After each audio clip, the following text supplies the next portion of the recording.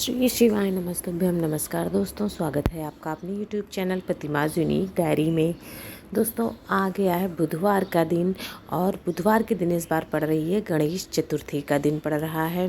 तो चतुर्थी तिथि जो होती है वो भगवान गणेश को समर्पित होती है और अगर ये किसी बुधवार के दिन पड़ जाती है तो फिर सोने पे सुहागा हो जाता है, क्योंकि बुधवार का दिन जो है वो भी गणेश भगवान को है, चतुर्थी तिथि भी गणेश भगवान को समर्पित होती है।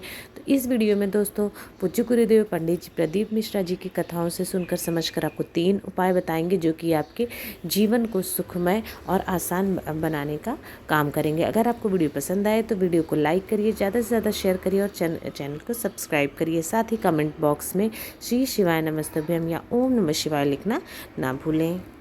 आ जाते हैं अपने सबसे पहले उपाय पर, जो कि बीमारियों के लिए है। बीमारी की समस्या अगर आपके घर में है या कोई सदस्य बीमार है तो आपको ये उपाय करना है और कहीं जाने की भी ज़रूरत नहीं है। जो बीमार व्यक्ति है उसको स्वयं को ये उपाय करना है। ये उपाय आपको लगातार 7 दिनों तक करना है। आगे भी आप चाहें तो कंटिन्यू कर सकते हैं, लेकिन कम से कम 7 दिनों तक लगातार आपको ये उपाय करते रहना होगा, जो कि 7 बूंद जल पीने वाला उपाय है।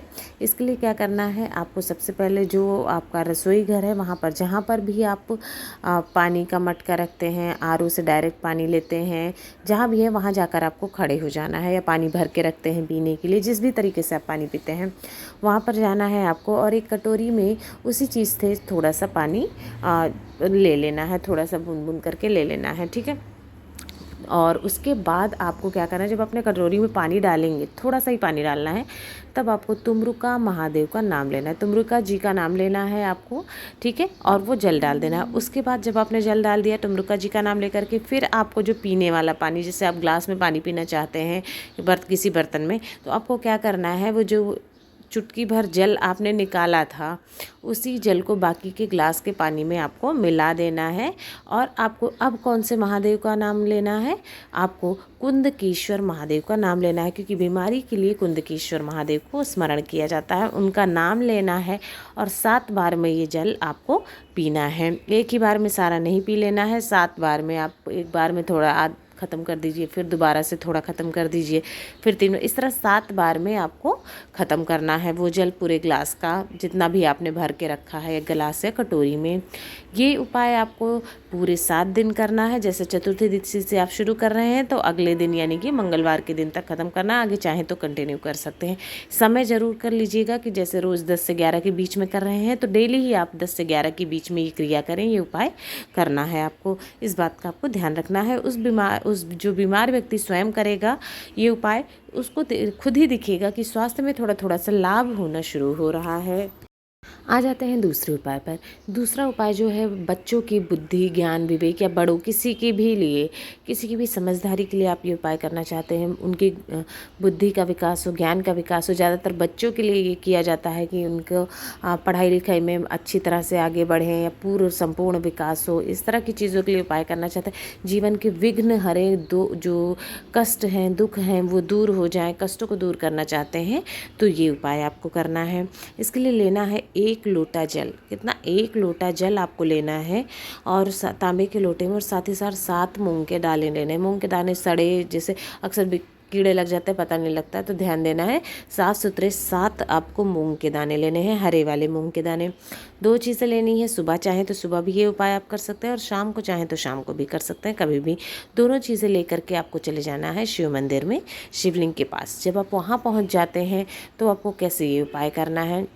सबसे पहले तो जो आपने मूंग के दाने ले रखे हैं, 4 मूंग के दाने आपको अपने हाथ में रखने हैं, ठीक है। 4 मूंग के दाने हाथ में लेना है और उसको थोड़ा सा गीला कर लेना है। जो जल आपने लोटे में रखा है उसको गीला कर लेना है और श्री ओम गणेशाय नमः या फिर ओम गंग गणपतये नमः, कोई भी एक मंत्र का जाप करना है। और जो शिवलिंग का दाहिनी तरफ का भाग होता है, गणेश भगवान का जो स्थान होता है, वहाँ पर आपको श्री गणेशाय नमः कहते हुए चढ़ा देना है। 11 बार ओम गणेशाय नमः का जप करना है और उसके बाद वो चढ़ा देना है गणेश भगवान के स्थान पर 4 मूंग के दाने, ठीक है। अभी आपके पास बचते हैं 3 मूंग के दाने। अब आपको क्या करना है, 1 मूंग का दाना आपको माता सुख सुंदरी के स्थान पे चढ़ा देना है। 1 मूंग का दाना आपको माता के पार्वती माता के हस्त कमल के पास में चढ़ा देना है। हो गए। अभी आपके पास 1 मूंग का दाना बचता है, उसको अपने हाथ में लेकर रखिए। अब जो 1 लोटा जल ले रखा है उसको आपको उठाना है और शिवलिंग पे हर जगह पे थोड़ा सा जल आपको गौरी माता के स्थान पे गिराना है, थोड़ा सा गणेश भगवान, थोड़ा कार्तिकेय भगवान के स्थान पर, थोड़ा सा माता सुख सुंदरी के स्थान पर, और बाकी का जल जो बच जाता है उसमें आपको वो 1 दाना जो आपने लिया हुआ था मूंग का बचा हुआ था वो लोटे में डाल देना है और आपको वही जल श्री शिवाय नमस्तुभ्यम ओम नमः शिवाय कहते हुए शिवलिंग के ऊपर चढ़ा देना है। वो मूंग का दाना शिवलिंग के ऊपर आएगा। ठीक है, इस तरह से सभी मूंग के दाने आपने चढ़ा दिए हैं, सभी चीज़ें चढ़ा दी हैं।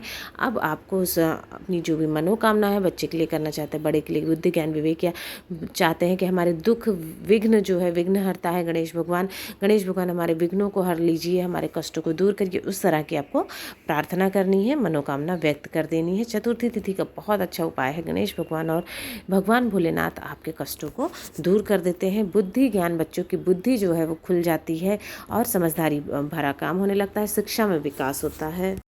अब आ जाते हैं अपने तीसरे उपाय पर।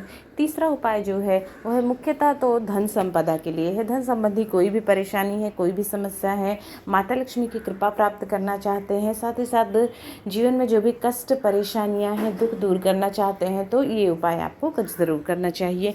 ये उपाय हो सके तो प्रदोष काल में शाम के समय करें। इसके लिए लेना होगा आपको 3 इलायची, हरी वाली जो आती है छोटी इलायची, वो इलायची 3 लेनी है, क्योंकि इलायची जो है माता लक्ष्मी का बहुत प्रिय होता है और इलायची भगवान गणेश को भी चढ़ती है, भगवान भोलेनाथ को भी, सभी को इलायची चढ़ती है। साथ ही साथ 1 लोटा तांबे के लोटे में जल ले लेना है और 1 दीपक आपको बनाना है जो कि गोल बाती का होना चाहिए। आटे का चाहे या मिट्टी का, जैसा भी बनाए, गोल बाती का और घी का दीपक होना चाहिए। तीनों सामग्री लेनी है और लेकर के चले जाना है शिव मंदिर, शिवलिंग के पास में। जब आप वहाँ पहुँचते हैं तो सबसे पहले जो आपने इलायची ले रखी है, 1 इलायची आपको शिवलिंग के दाहिनी तरफ यानी कि भगवान गणेश के स्थान पर चढ़ा देना है और ओम गणेशाय नमः इस मंत्र का जप करना है और 1 इलायची चढ़ा देना है। फिर दूसरी इलायची आपको भगवान के शिवलिंग के ऊपर चढ़ानी है और शुक्रेश्वर महादेव को स्मरण करना है। ठीक है, दूसरी इलायची आपने कहाँ चढ़ाना है? शिवलिंग के ऊपर, शुक्रेश्वर महादेव को स्मरण करते हुए। इसके बाद आपने जो 1 लोटा जल लिया हुआ है, थोड़ा सा जल आपको ओम गंगणपतये नमः कहते हुए जो पहली इलायची गणेश भगवान के स्थान पे चढ़ाई वहाँ चढ़ा देना है और थोड़ा सा जल उसके बाद बचा हुआ जल आपको शिवलिंग के ऊपर श्री शिवाय नमस्तुभ्यम कहते हुए चढ़ा देना है। अंत में जो 1 दीपक आप गोल बाती का ले गए हैं वो दीपक जलाना है और 1 बची हुई इलायची उसी में डाल देना है आपको। डालने के बाद उसी इलायची वाले दीपक से आपको भगवान भोलेनाथ की आरती करनी है, दीपक वहीं रख देना है और अंत में आपकी जो भी इच्छा है, मनोकामना है, अपने सारे दुख कष्ट परेशानियां या धन संबंधी जो भी कष्ट है, माता लक्ष्मी कृपा प्राप्त हो, जो भी कामना है वहाँ पर आपको कह देनी है। आपकी वो कामना भगवान भोलेनाथ बहुत ही जल्द पूर्ण करेंगे। दोस्तों, इस वीडियो में आपको 3 उपाय बताए हैं जो कि अलग अलग परेशानियों से संबंधित है। आपको जो उपाय लगे आसानी से आप कर सकते हैं। आपकी समस्या से संबंधित उपाय करके ज़रूर देखिएगा। इसके साथ ही वीडियो पसंद आया तो वीडियो को लाइक करें, शेयर करें, चैनल को अगर सब्सक्राइब नहीं किया है तो सब्सक्राइब करें। साथ ही साथ कमेंट बॉक्स में हर हर महादेव ज़रूर लिखें। आप सभी पर भगवान भोलेनाथ की कृपा सदैव बनी रहे। श्री शिवाय नमस्तुभ्यम। हर हर महादेव।